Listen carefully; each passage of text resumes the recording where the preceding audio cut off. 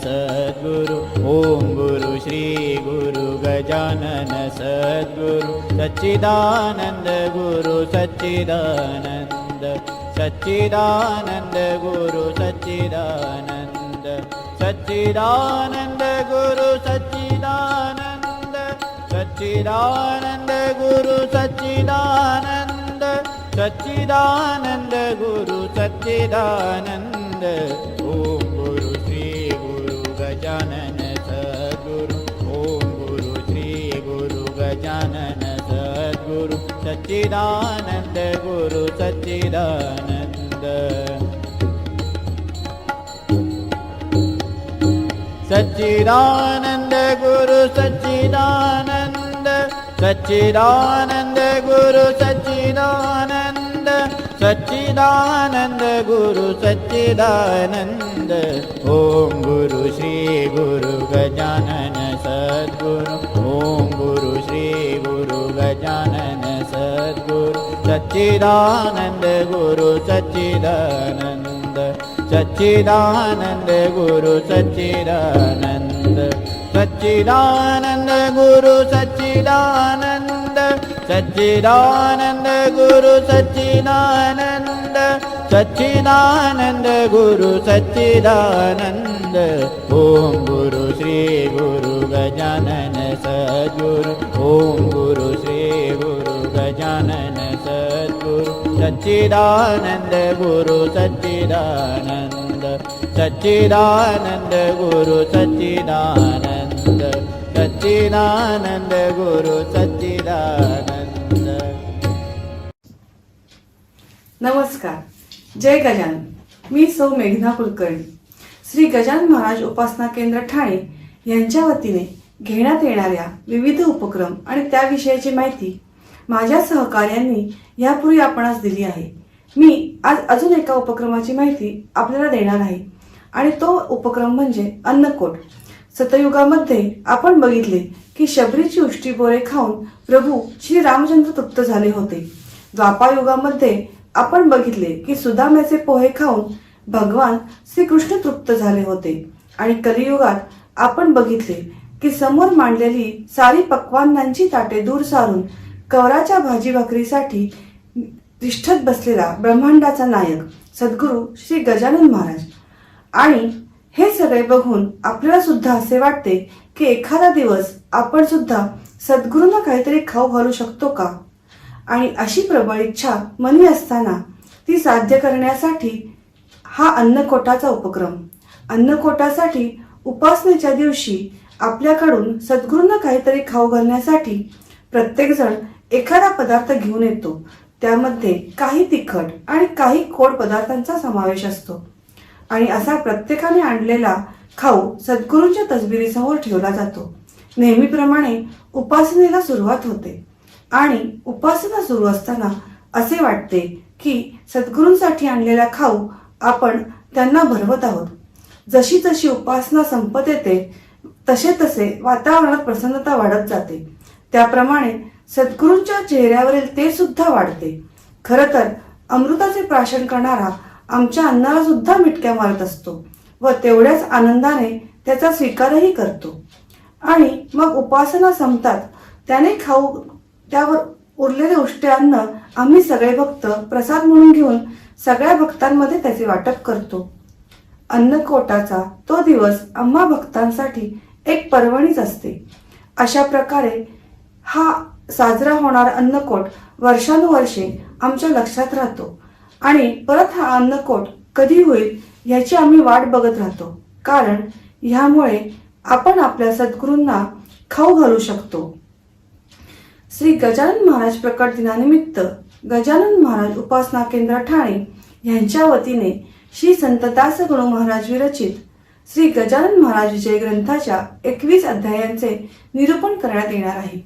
गेल्या 2 दिवसात पहिल्या आणि दुसऱ्या अध्यायाचे चिंतन आपण ऐकले आहे आणि आज आपण पुढील म्हणजे 3ऱ्या अध्यायाचे निरूपण सादर करणार आहोत। 3ऱ्या अध्यायाचे निरूपण आपल्या समोर सादर करणार आहेत श्री गजानन महाराज भक्त समूहातील श्रीमती ज्योत्स्नाताई मोदले। ज्योत्स्नाताई या श्री गणेशानंद सरस्वती उपाध्य व सद्गुरू श्री दादा महाराज डहाणूकर यांच्या कृपापात्र शिष्य असून एक उत्तम वक्ता व साधक आहेत. श्री गजानन महाराज सेवा समिती डहाणू इथे त्या महाराजांची सेवा करतात. डहाणू येथील मंदिरातर्फे महिन्याच्या 3ऱ्या शनिवारी जप आणि मारुती स्तोत्राची आवर्तने होतात. दर चतुर्थीला गणपती अथर्वशीर्षाची आवर्तने होतात. महिन्याच्या द्वादशीला लहान मुलांसाठी अन्नदान असते. दर पौर्णिमेला मंदिरात पूजा संपन्न होते. प्रत्येक महिन्यात 2 गोशाळा आणि एका वृद्धाश्रमाला आर्थिक मदत केली जाते. दरवर्षी डहाणूमधील मूकबधीर शाळेतील मुलांना गणवेश, कंपॉस आणि वह्या यांचे वाटप केले जाते. सध्याच्या कोरोनाच्या काळात त्यांची 3 मजली दुर्वांकूर ही वास्तू डॉक्टर आणि नर्सना मोफत देण्यात आली होती. जेव्हा केव्हा आपल्या इथे कोणतेही नैसर्गिक आपत्ती येईल त्यावेळी मंदिरामार्फत आर्थिक मदत केली जाते. अशा मंदिरामार्फत होत असलेल्या विविध उपक्रमात व कार्यक्रमात ज्योत्स्नाताईंचा सहभाग आणि मार्गदर्शन असते. या सगळ्याबरोबर ज्योत्स्नाताई नारदीय कीर्तन करतात. श्री संत गजानन महाराजांच्या जीवनलीला आणि श्री संत दासगणू महाराज विरचित गजानन विजय ग्रंथाच्या त्या साधक आणि अभ्यासक आहेत. त्याबरोबर त्या उत्तम कीर्तनकारही आहेत. वयाच्या 19व्या वर्षी महाशिवरात्रीनिमित्त सर्वप्रथम त्यांनी कीर्तन सादर केले आणि त्यानंतर त्यांनी देशात आणि परदेशात अनेक ठिकाणी आपल्या कीर्तनाचे कार्यक्रम सेवारूपाने सादर केले आहेत.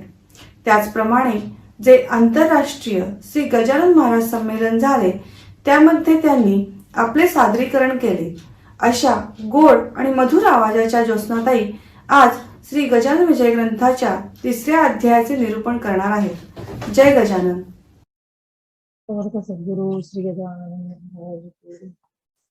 ओम नमो शिवस्वरूपाय गजाननाय नमः. ओम नमो शिवस्वरूपाय गजाननाय नमो नमः. ओम नमो शिवस्वरूपाय गजाननाय नमो नमः. चिंत जगता प्रती कृती तुझी ओम असो फलही केवढा तव कृपे सुमार्गी. पुणे पुढती तुझ्या त्याची करत चिंता. श्री सतत माझ्या वरद हस्तक्षेप. असे प्रेम मूर्ती त्यागी तपस्वी वदनी जयाच्या आनंद शांती. स्मरता जयासी मे भक्ती स्फूर्ती. नमस्कार नमस्कार सद्गुरु स्वामी गणेशानंद. सद्गुरुनाथ महाराज की जय. जय जय रघुवीर समर्थ. शेगाव निवासी समर्थ सद्गुरु श्री गजानन महाराज यांचे पुण्यस्मरण करून सद्गुरु स्वामी गणेशानंद सरस्वती महाराज यांच्या तपस्वी आणि पवित्र चरणी अभिवादन करून सद्गुरु गजानन महाराज यांच्या ग्रंथातील या अध्यायांवर बोलणारे सर्व सद्गुरु भक्त या सर्वांना विनम्र आदरयुक्त अभिवादन करते आणि सर्व सद्गुरु भक्तांना वंदन करते.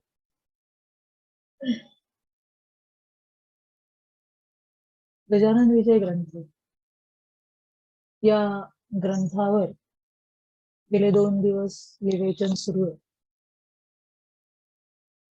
महाराजांचा ग्रंथ हा आपल्याला सतत काहीतरी बोध देत असतो. ग्रंथ महापुरुषांचे जेव्हा निर्माण होतात तेव्हा ते ग्रंथ लीला अमृत ह्या दृष्टीने आणि आपले सद्गुरु म्हणून गुरुचरित्र या दृष्टीने आणि ह्या ग्रंथातील प्रत्येक अध्यायातील प्रत्येक प्रसंग आपल्याला काहीतरी शिकवण देण्यासाठी असतात. आणि म्हणून कोणत्याही काळामध्ये म्हणजे मागचा गेलेला भूतकाळ, आत्ता आपण जगत असलेलं वर्तमान काळ आणि पुढे भविष्य काळामध्ये सुद्धा. अर्थात यावश चंद्रो दिवाकरो, तोपर्यंत हे ग्रंथ तितकेच ताकदीने आपल्याला विचार देत असते. म्हणून या ग्रंथांना माला मंत्र असं म्हटलं जातं. महाराजांचा ग्रंथ हा माला मंत्र ग्रंथ आहे, कारण या ग्रंथातील प्रत्येक शब्द जणू काही मंत्र आहे. प्रत्येक प्रसंग जणू काही साधकाला, उपासकाला, वाचकाला, भक्ताला सतत काही ना काही बोध, विचार देतात. समर्थांची ओवी आठवली, विचारे इहलोक परलोक, विचारे होत असे सार्थक जनावंत. तस्मात विचार करावा, देव कोण तो ओळखावा, आपला आपण शोध घेऊया.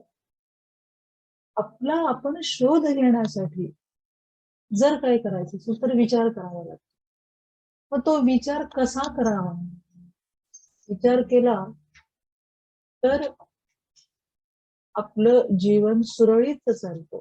कुठे थांबावं हे आपल्याला कळतं, कुठे आपलं पाऊल व्यवस्थित पडावं हे आपल्याला कळतं. आणि हे जर आपलं जीवन व्यवस्थित असावं असं ज्याला वाटतं त्याने आपल्या सद्गुरूंचा ग्रंथ तारतम्य रूपाने त्यातील प्रसंगाचा विचार करून पुढे जायचं. गजानन विजय ग्रंथातला प्रत्येक अध्यायातले प्रत्येक प्रसंग, त्या प्रसंगातल्या प्रत्येकाच्या भूमिका, त्या भूमिकांवर जर आपण विचार केला म्हणजे एक अध्याय 8-10 दिवस आपल्याला पुरतो. आपण जसं जसं त्याचं चिंतन करू तसं तसं ते चिंतन सखोल होत जातं आणि तसा तसा तो विचार अध्यायाच्या माध्यमातून, त्या प्रसंगाच्या माध्यमातून आपल्याला मिळत असतो. अर्थात हे प्रसंग घडवून आणले, हे ह्या लीला घडल्या, सहज लीलया महाराजांकडून घडल्या. कारण महाराज म्हणजे परमहंस आहे, महाराज म्हणजे विभूती आहे. गजानन महाराज म्हणजे ज्यांना आपण अनंतकोटी ब्रह्मांड नायक असं म्हणतो, असे अनंतकोटी ब्रह्मांड नायक असलेले सद्गुरु शेगाव निवासी गजानन महाराज यांच्या या ग्रंथातल्या प्रत्येक अध्यायांवर विचार विवेचन, प्रबोधन सुरू आहे. खूप आनंदाची गोष्ट की आपण ठाण्यातील उपासना केंद्रातील सर्वांनी हा एक विचार स्तुत्य केला की ग्रंथावर विवेचन झालं पाहिजे. ग्रंथातील अध्यायांचा विचार काय असेल असे अनेकांच्या विचारातून आपल्याला समजून घ्यायचं. आणि म्हणून बाकी सगळी मंडळी खूप मोठी, खूप अभ्यासू, चिंतन आणि अनुभवातून तयार झालेली. तिथे माझ्यासारख्यांनी अजून काय सांगावं हा मोठा प्रश्न आहे. पण आपल्यासारख्यांचा बहुमान करून, आपल्या प्रेमाचा आदर करून हे अध्यायांवर चिंतन करण्याचं धाडस करते. आपला अध्याय आहे गजानन विजय ग्रंथ 3रा अध्याय. 3ऱ्या अध्यायामध्ये 3 प्रसंग आहेत. पहिला आहे काशीचा गोसावी, दुसरा प्रसंग आहे जानराव देशमुख आणि 3रा प्रसंग आहे विठोबा घाटोळ यांचा. गोष्टीच्या रूपाने पाहिलं तर 3 प्रसंग आपल्याला काही ना काही असा एक अनुभव देऊन जातो. अनुभवाचंच आहे हे. पहिला प्रसंग आहे काशीचा गोसावी. गजानन चरित्रकोश ज्यांनी लिहिला, पूज्य श्री राजभार्गव महाराज, त्यांनी ह्या ग्रंथातल्या प्रत्येक विचारांचं संशोधन केलं. प्रत्येकांना जाऊन भेटले, त्यांचे विचार घेतले आणि त्या अनुषंगाने तो ग्रंथ लिहिलेला आहे. त्यांच्या चरणी वंदन करते, कारण खूप संशोधनात्मक असा जो विचार त्यांनी मांडलाय. गजानन चरित्र कोशामध्ये जेव्हा हा अध्याय आपण वाचतो तेव्हा पूज्य महाराजांनी म्हणजे दासभार्गव महाराजांनी असं नमूद केलं आहे की जेव्हा काशीचा गोसावी नवस करतो तेव्हा तो नवस महाराज प्रगट होण्याच्या 3 महिने अगोदर करतो. हे फार चिंतनीय आहे बरं का. म्हणजे आपल्याला विचार करायला लावणारा हा ग्रंथ आपल्याला थोडस विचारात पाडणारा हा प्रसंग आहे. महाराज प्रगट होऊन महाराज नुकतेच प्रगट झालेले आणि काही महिना झाला असेल प्रगट होऊन आणि 3 महिने अगोदर काशीमध्ये हा गोसावी महाराजांना नवस करतो. हे थोडं गूढ वाटतं बघ. थोडस मागे जाऊन विचार कर. शेगावमध्ये महाराज प्रगट झाले माघवद्य सप्तमी. अगदी दिनांक पाहिला तर 23 योगायोगाने यावर्षी 23 तारीखच येते आणि त्या दिवशीच महाराजांची तिथी प्रगट होण्याची आहे. महाराज शेगावमध्ये प्रगट झाले त्याच्या 3 महिने अगोदर हा नवस केलेला. मग 3 महिने अगोदर त्यांना महाराज काशीला दिसले होते का? किंवा कुठेतरी महाराजांना पाहिलं होतं का? पाहिलं असेल त्याशिवाय त्याचा मागोवा घेत ते शेगावला आले नसते. त्यांनी ते प्रत्यक्ष महाराजांना पाहिलं असेल.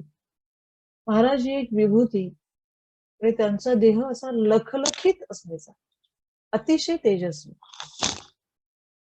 असे लखलखीत दिसणारे सडसडीत बांधा असलेले ते योगारूढ आहे असं कुणीही पाहिल्यावर समजावं असं त्यांचं शरीर होत. त्यांचं तेज ब्रह्मतेज होत.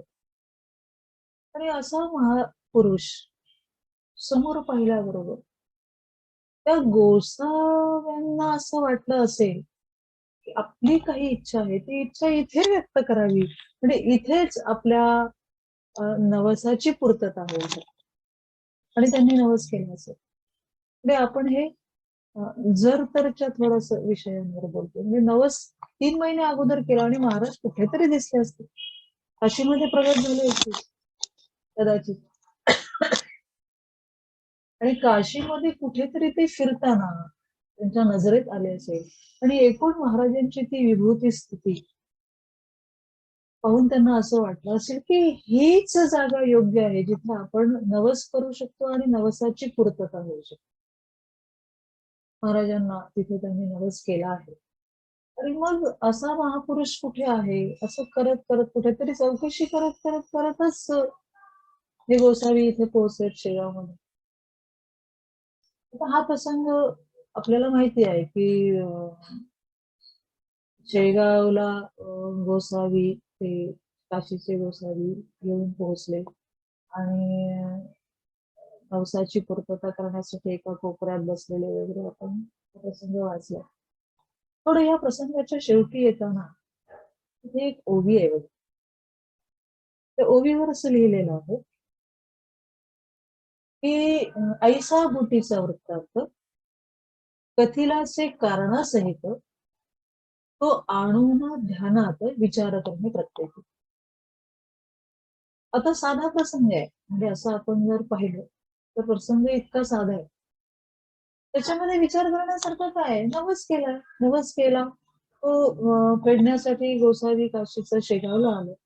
शेगावला आल्यानंतर किती सामान्य प्रसंग आहे बघा. शेगावला आले, गांजाचा नवस आहे. आता तो समोर ठेवल्यानंतर कोणाला काय वाटेल, कोण आपल्याला काय म्हणाल याची त्यांना लाज वाटते आणि जनाची लाज बाळगून ते काशीचा गोसावी एका कोपऱ्यात बसले आहे. पण महाराज अंतर्ज्ञानी आहे आणि म्हणून महाराजांनी ते ओळखलं की त्यांना स्वतः हे सांगायला लाज वाटते, आपणच सांगायला पाहिजे. म्हणून महाराजांनी त्यांना बोलवून आणलं.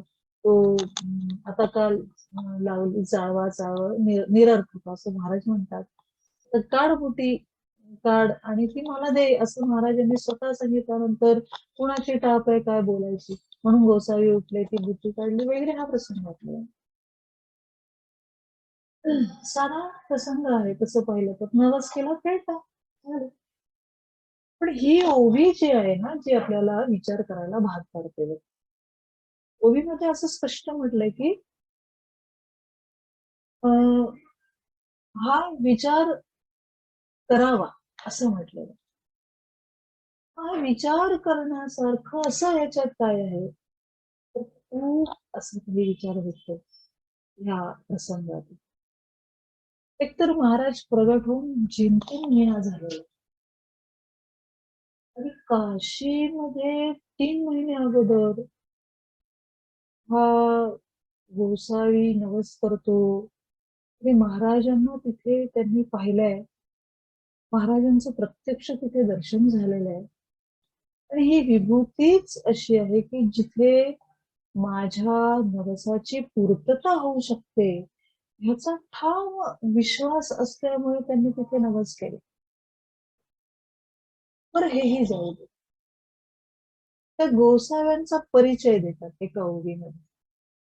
जेव्हा ते गोसावी शेगावला येतात तेव्हा त्याचा परिचय काय, मृगाजिनाचा गुंडाळा पाठीवरी होता म्हणे.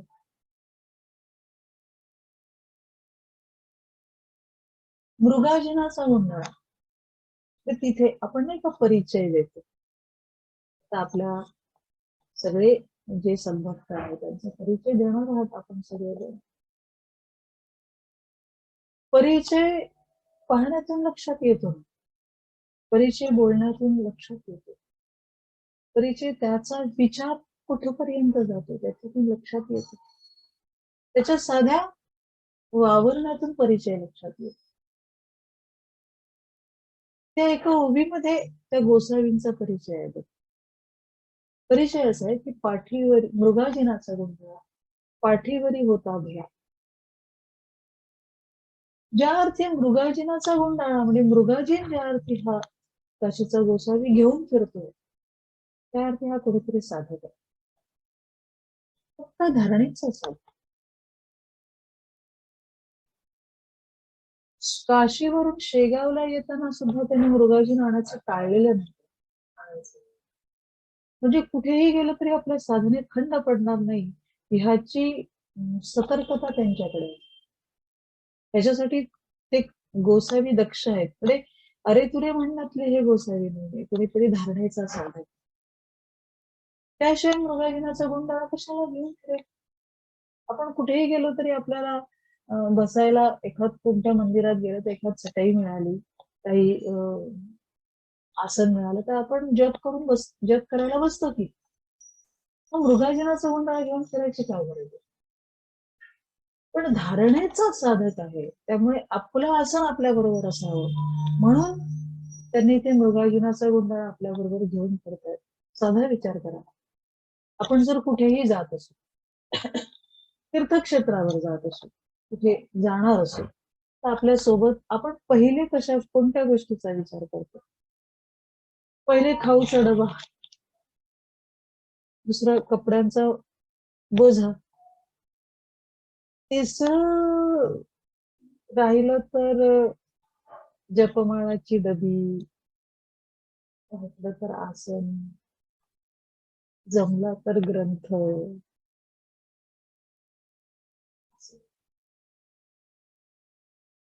पण पक्के धारणेचे जे साधक असतात ना ते आपलं आसन, आपल्या उपासनेचं जे साधन आहे ते घेऊन फिरतात. लोक काय म्हणतील याचा विचार ते करत नाही. एवढंच नाही तर त्यांची ओळख अशी दिलेली आहे की भगवी चिन्हे डोक्याची, भगव्या रंगाची चिन्हे डोक्याला बांधलेली आहे. महाराजांच्या ग्रंथात एक ओवी आहे बघा की डोईस बांधलेल्या शालीची काहीतरी किंमत राखावी. म्हणजे डोक्यावर बांधलेली जी शाल आहे त्याची काहीतरी किंमत आपल्याला असली पाहिजे. ज्या अर्थी डोक्यावर भगव्या रंगाची चिंधी म्हणजे भगव्या रंगाचं पागोट म्हणा, फेटा म्हणा, किंवा एखादा कपडा भगव्या रंगाचा गुंडाळलेला असेल असं म्हणा. भगव्या रंगाचं चिंधी डोक्यावर गुंडाळलेलं. डोक्यावर गुंडाळलेलं म्हणजे काय?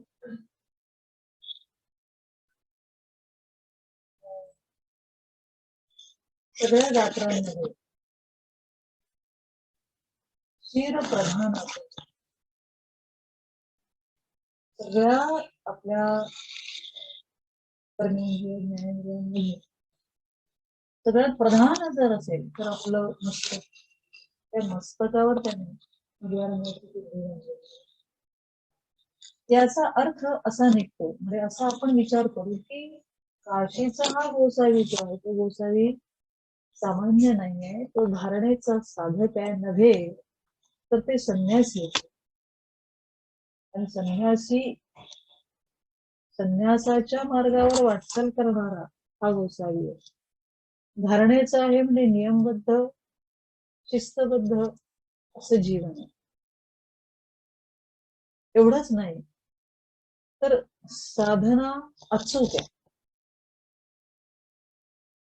देह आणि मनाची पावित्र्यता आणि शुद्धता ज्याला समजलेली आहे असे धारणेचे हे साधक म्हणजे काशीचे गोसावी. साधारणतः असा विचार सुचतो. परिचय जो ग्रंथामध्ये त्यांचा दिलाय त्या परिचयावरून घेतात की भगव्या रंगाची चिंधी डोक्यात बांधली आहे म्हणजे संन्यस्त जीवनाकडे वाटचाल आहे. संन्यास आश्रमामध्ये वाटचाल करताना तुमचं अगोदरचं जीवन इतकं स्वच्छ, शुद्ध, पवित्र असावं लागतं, तरच संन्यस्त जीवन जगता येतं, शास्त्रात सांगितल्याप्रमाणे ना. आणि ते संन्यस्त जीवन जगण्यासाठी अगोदर पक्की धारणा लागते, आपल्या साधनेची धारणा लागते, आपल्या विचारांची परिपक्वता लागते, आपल्या सगळ्या गोष्टींचा नियम आपल्या स्वतःसाठी काटेकोर असावा लागतो. पण संन्यस्त जीवन इतकं साधं नाही, सरळ नाहीच नाही. काशीचे गोसावी एक तर संन्यस्त जीवनाकडे असलेली वाटचाल आहे किंवा संन्यासी आहे. दुसरं म्हणजे मृगाजिनाचा गुंडाळा पाठीवरी होता भला, याचा अर्थ असा की जे मृगाजिन घेऊन फिरत आहे त्याचा अर्थ की दिवसभरामध्ये त्यांची साधना पक्की ठरलेली आहे. साधना धारणेची साधना, विचारांची परिपक्वता आहे साधनेविषयी बरं. आणि दुसरं असं की नवस केला. आपल्याला या काही गोष्टीतून त्या गोसावींचा परिचय होतो. नवस कोणता केलाय की गांजा बुटी म्हणजे चिलिमीमध्ये गांजा घालून मी महाराजांना अर्पण करेन आणि तो महाराजांनी स्वीकारावा, असा एक नवस त्यांनी केलेला आहे. गांजा अर्पण करणारे गोसावी एकतर सामान्य नाही. दुसरं गांजाच का, आपण प्रापंचिक संसारी माणसं आपण गांजलेले असतो. आपण गांजलेले असतो. संसारी माणसं जसे गांजलेले असतात तसे साधकही साधनेमध्ये जर काही अडचणी येत असेल तर त्या अडचणीने गांजलेले असतात. साधनेमध्ये परमार्थाची वाटचाल सुद्धा करताना तितकी सरळ वाटचाल होत नाही, सहज होत नाही वाटचाल. पारमार्थिक जीवन जगताना तेही जीवन म्हणजे तुकाराम महाराजांचाच अभंग विचार घ्यायचा झाला तर रात्रंदिन आम्हा युद्धाचा प्रसंग, अंतर बाह्य जग आणि असे युद्धाचे प्रसंग साधकाच्या जीवनामध्ये सुद्धा तितकेच येतात. आपण म्हणतो की प्रॉब्लेम्स हे आपल्या जीवनामध्ये, गृहस्थी जीवनामध्ये खूप जास्त आहे. पण जितके प्रॉब्लेम्स गृहस्थी जीवनामध्ये, गृहस्थाश्रम चालवण्यामध्ये आहेत, तसं साधकाला त्याची साधना पुढे नेटाने नेण्यासाठी सुद्धा युद्धाचे प्रसंग. तसं परमार्थिक वाटचाल करताना काही असे प्रसंग येतात की तो त्याच्यामध्ये गांजला जातो. म्हणून गांजा. आणि गांजा हे कशाचं प्रतीक आहे? म्हणजे महाराजांच्या ते तो नवस पूर्ण केल्यानंतर तिथे ओळी आहे, तरी व्यसनाधीनता न आली समर्थ तरी ते अलिप्त होते निर्धारी, कमलपत्रावरी ते अलिप्त होते निर्धारी. ते कमळासारखं त्यांचं अलिप्त असं जीवन असल्यामुळे त्यांना व्यसनाधीनता येणारच कशी. पण गांजा म्हणजे असं जीवन, पारमार्थिक जीवन, साधने जीवन सुरू असताना काही असे प्रसंग येतात की तो त्या विचारांमध्ये, विकारांमध्ये गांजला जातो.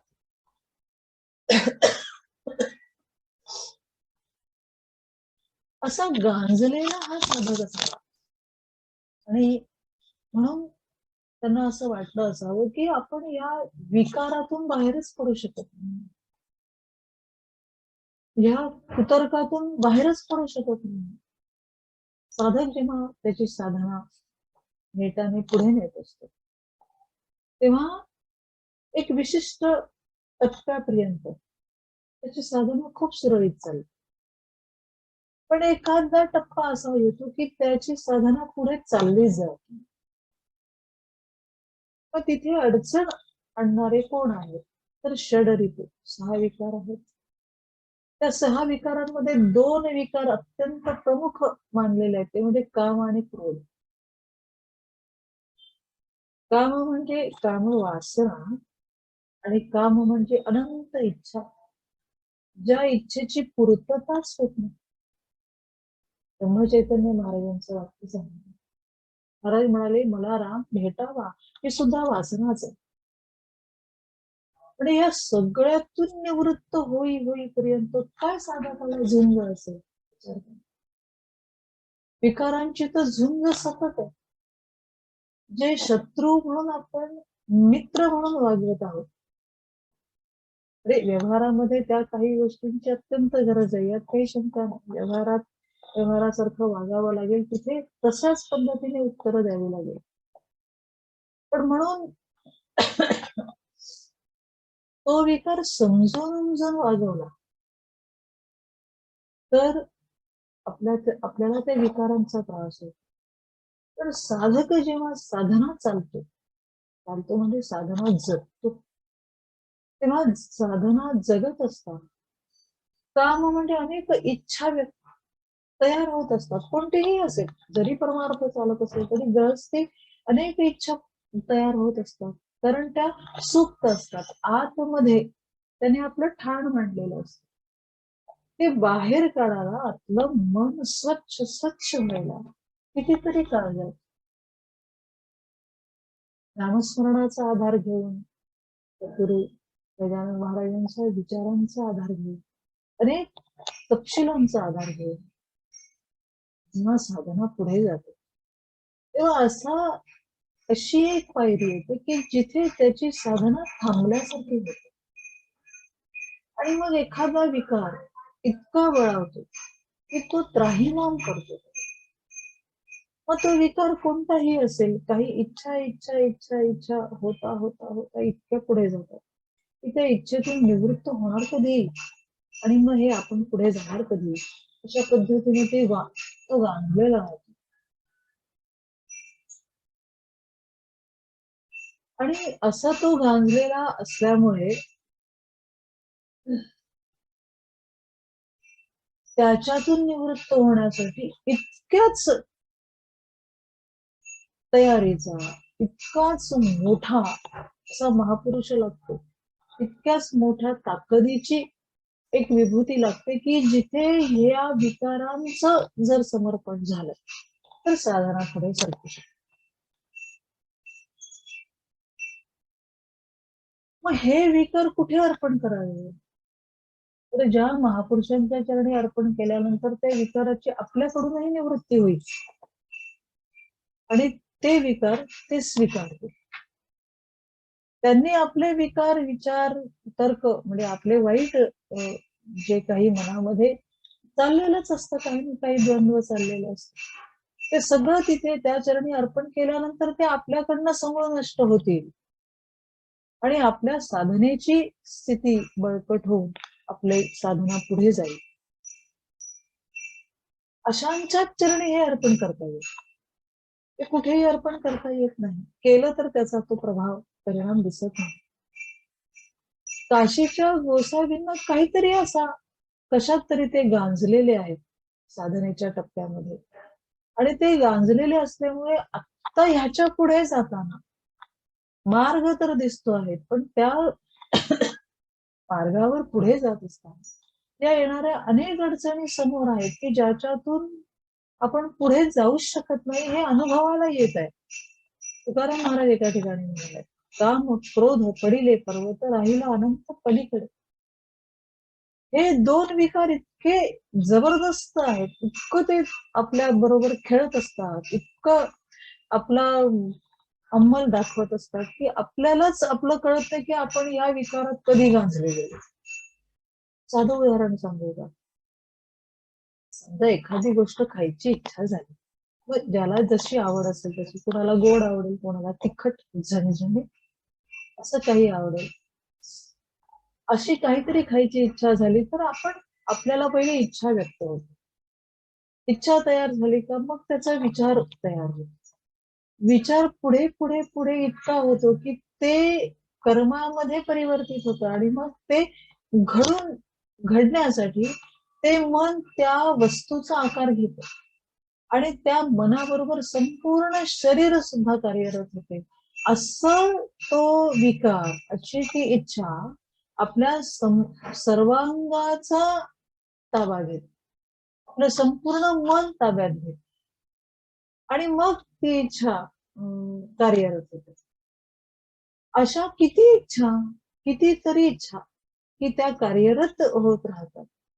आणि आपल्याला असं वाटतं की वा, आपल्याला आपण इच्छा व्यक्त करावी आणि महाराजांनी ती पूर्ण करावी. आपण इच्छा व्यक्त करावी, महाराजांनी ती पूर्ण करावी. मला असं वाटलं महाराजांनी ते दिलं, मला असं वाटलं महाराजांनी ते दिलं. हे सगळं महाराज देतात, महाराजांची माझ्यावर कृपा आहे असं वाटतं.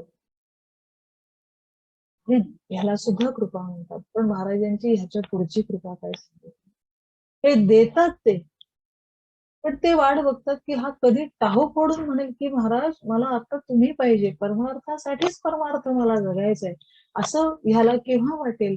तोपर्यंत ते आपल्याला लहान लहान खेळणी देतात, पण आई तेव्हाच लक्ष देते जेव्हा लहान मूल आपलं टाहो फोडून तरी मला कोणतीच खेळणी नको, आता मला फक्त तूच पाहिजे असं जेव्हा त्याला वाटतं, तेव्हाच आई आपल्या मुलाला सगळी कामं टाकून जवळ देते.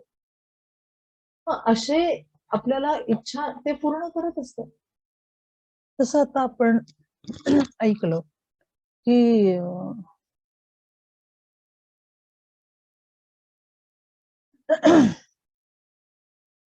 काशीचा गोसावी जो आहे तो गोसावी कोणी सामान्य नाहीये. साधना करणारा धारणेचा पुरुष आहे. संन्यस्त जीवनाकडे ज्याची वाटचाल आहे. आणि अशा प्रकारे काशीच्या गोसाव्याने जो नवस केलेला आहे तो नवस एका साधकाचा नवस आहे. आणि हा साधकाचा नवस करत असताना गांजले विकार विचारांमध्ये, कुतर्कांमध्ये साधक जेव्हा गांजला जातो तेव्हा त्याच्या साधनेची जी वाटचाल आहे ती थांबते.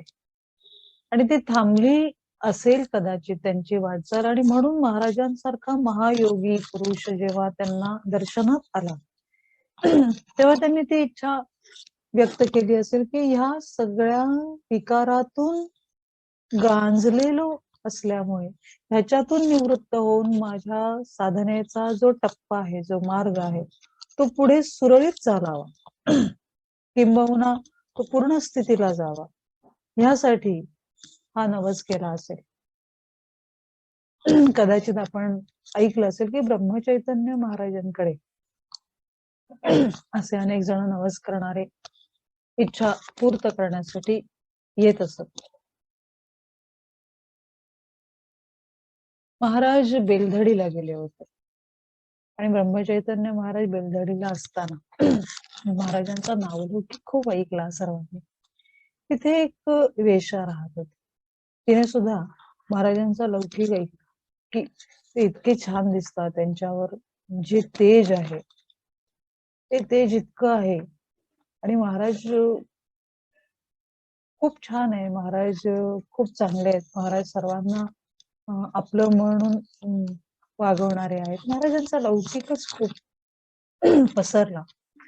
ते ऐकून ऐकून ऐकून त्या वेश्येच्या मनावर असा परिणाम झाला की आपण एकदा तरी बघावं, खूप छान आहे, खूप सुंदर आहे, खूप चांगले आहे म्हणजे काय.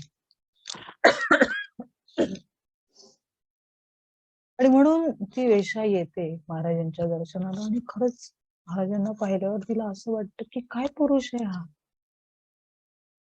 आणि एकदम तिला असं रडायला येत. रडायला आल्यानंतर बऱ्याच दूर उभी असते महाराजांपासून आणि एकदम ती आपली भावना व्यक्त करते की महाराज तुम्ही मला अनुग्रह द्या. महाराज म्हणतात उद्या स्नान करून या तुम्ही. आणि महाराजांनी सांगितल्याप्रमाणे त्या बाई स्नान करून येतात. दुसऱ्या दिवशी अनुग्रह घ्यायला आल्यानंतर महाराज म्हणतात की तुम्ही अनुग्रह घ्याल, पण पुरावा काय की अनुग्रह घेतल्यानंतर तुम्ही नामस्मरण कराल. पुरावा तिने आपल्या देहावर असलेले सगळे दागिने, सगळे नखशिखांत जे दागिने तिचे होते ते सगळे दागिने काढून महाराजांच्या चरणाजवळ ठेवले आणि सांगितलं पुरावा हा की आपण मला अनुग्रह द्या, मी नाम घेईन, माझा मुलगा आहे तो माझा सांभाळ करेल.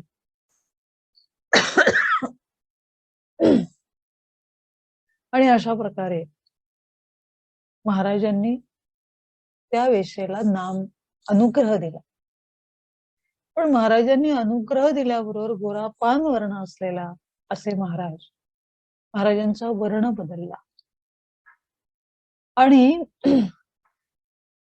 अगदी त्या अनुग्रह झाल्यानंतर त्यांच्या देहावरचा रंग इतका बदलला की लक्षात आलं की ह्या जीवाचे इतके दोष महाराजांनी त्यांच्याजवळ घेतले.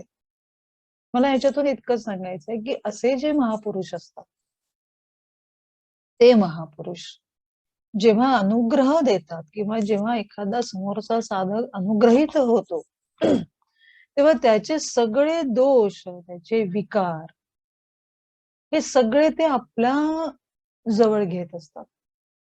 अर्थात त्यांचं सामर्थ्यच खूप मोठं असतं आणि म्हणून ते विकार स्वीकारून त्याच्यातूनही ते अलिप्त राहतात. असं देवत्व आविष्कारात देहात असल्यामुळे ते सहजतेने त्यांच्याकडून घडते. म्हणून गोसावीने जेव्हा महाराजांना पाहिलं असेल तेव्हा तत्काळ त्यांना असं वाटतं असेल की ही अशी विभूती आहे की जिथे आपण आपले विचार विकार मोकळेपणाने त्यांच्या चरणावर वाहू शकतो. मग आता हे सिम्बॉलिक की गांजा, ती बुटी असं हे केवळ आपल्याला दिसावं म्हणून असा हा नवस केला की विकारांमध्ये गांजलेला किंवा काही वासनेमध्ये गांजलेला हा साधक आहे. या साधकाच्या जीवनाची पारमार्थिक वाटचाल सुस्थिर व्हावी आणि पुढे जावी यासाठी हा एक नवस निमित्त झालं की गांजा रूपी गांजलेल्या विकारातून निवृत्त होण्यासाठी गांजेचा नवस त्यांनी केला.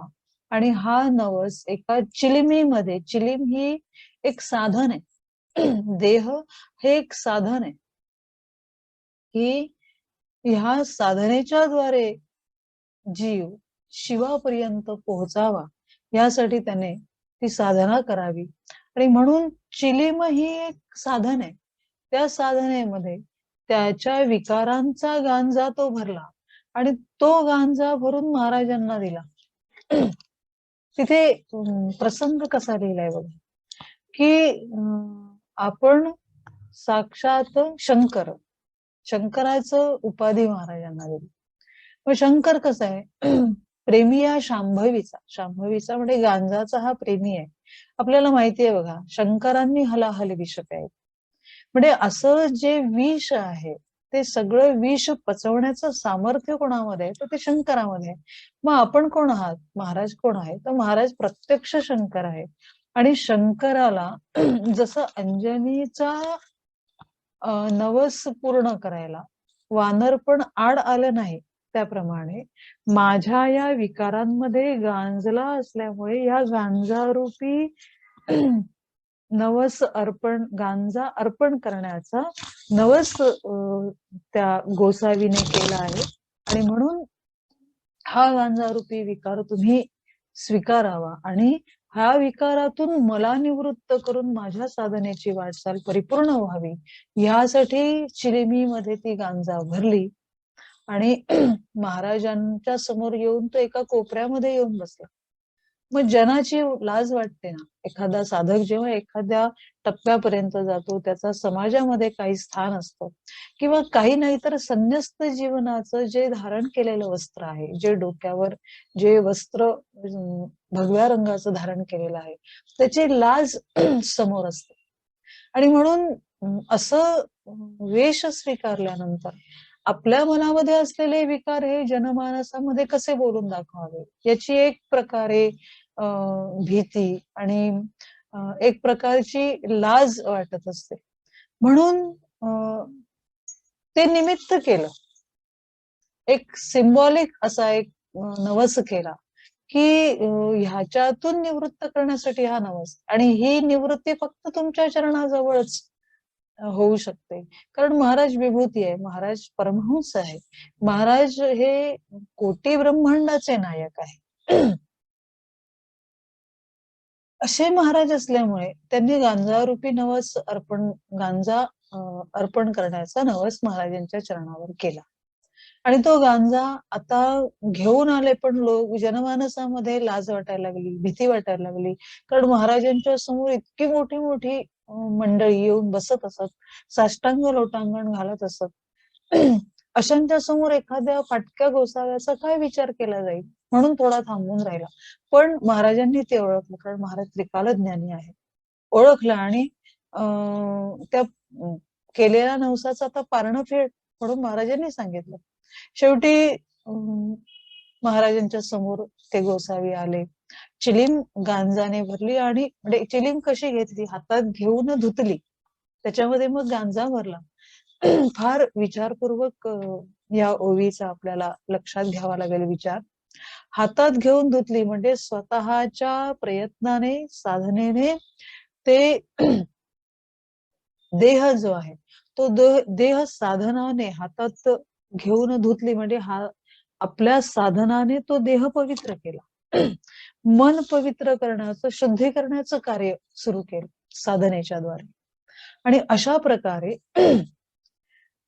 तो देह धुतला, म्हणजे ती गांजा तो अर्पण केला महाराजांच्या समोर, आणि तो महाराजांच्या हातात दिला. महाराजांनी तो स्वीकारला, म्हणजेच महाराजांनी त्यांचा नवस स्वीकारला. त्यांनी ते जे काही गांजलेले होते वासनेमध्ये, विकारांमध्ये, ते विकार, ती वासना महाराजांनी स्वीकारली आणि गोसावीला त्याच्यातून निवृत्त करून पारमार्थिक वाटचालाची पुढची दिशा स्पष्ट करून महाराजांनी त्यांना एक प्रकारे अनुग्रह केला. आणि सगळा दोष जो आहे तो दोष स्वतःकडे घेतला. महाराजांनी तो सगळा दोष त्या चिलिमीमध्ये स्वीकारून त्याचा भुरका घेतला, त्या दोषांचं भस्म झालं आणि महाराज स्वतः आत्मानंदामध्ये निमग्न झाले. एकच प्रसंग आहे बघा, पण त्या प्रसंगातून आपल्याला गोसावीच्या माध्यमातून महाराज आपल्याला असं सुचवत आहे, जणू विचार देत आहे, जणू काही सांगत आहे की असा साधक जेव्हा साधना करत असताना एखाद्या विकारांनी, एखाद्या वासनेने जर गांजला असेल, तर ती वासना महाराजांच्या चरणी, म्हणजे त्यांच्या चरणी अर्पण केल्यानंतर महाराज तो दोष स्वीकारतात. तो दोष स्वीकारून पुन्हा त्याचं भस्म करतात. आणि स्वतः आपल्या आत्मानंदामध्ये निमग्न राहतात. पुन्हा पूर्वस्थितीला, त्यांच्या त्या आत्मानंद स्थितीला ते निमग्न राहतात. म्हणजे जर आपण साधक असू, जर आपण साधे उपासक असू, पण महाराजांचे असू, आणि कोणत्या ना कोणत्या कारणाने आपण गांजलेले असू, मग ते गांजणं व्यवहारातलं असेल, प्रपंचातलं असेल, गृहस्थाश्रमातलं असेल, ते गांजणं पारमार्थिक वाटचाल करत असताना परमार्थातल्या काही येणाऱ्या अडचणींमध्ये ते जर गांजले असेल, तर महाराज आपल्याला असं सुचवतात की मी गेलो नाही, मी आहे येथेच, मी इथे आहे. माझ्या असण्याचा विश्वास धरा आणि जे काही तुम्हाला पारमार्थिक वाटचाल करताना ज्या काही अडचणी आहेत त्या तुम्ही मला सांगा, माझ्या चरणी अर्पण करा.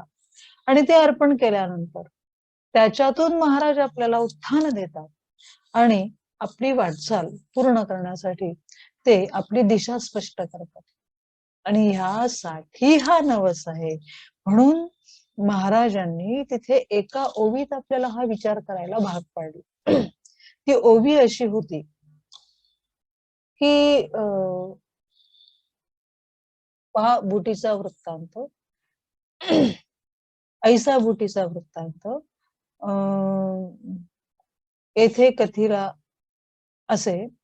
ह्या बुटीचा वृत्तांत काय की ते हा विचार करा, आणि हा विचार जर असा केला तर आपल्याला हा अर्थ उमगतो की साधकाने साधक अवस्थेमध्ये जर काही ते कोणत्या वासनेमध्ये, काही विकारांमध्ये, काही अडचणींमध्ये जर तो गांजला असेल, तर त्याचं गांजणं महाराजांच्या चरणी अर्पण केलं तर महाराज त्याच्यातून निश्चितपणे निवृत्त करतात आणि आपली पारमार्थिक वाटचाल, आपल्या जीवनाची वाटचाल सुखरूप करतात. हा झाला पहिला प्रसंग. प्रसंग आहे दुसरा जानराव देशमुखांचा.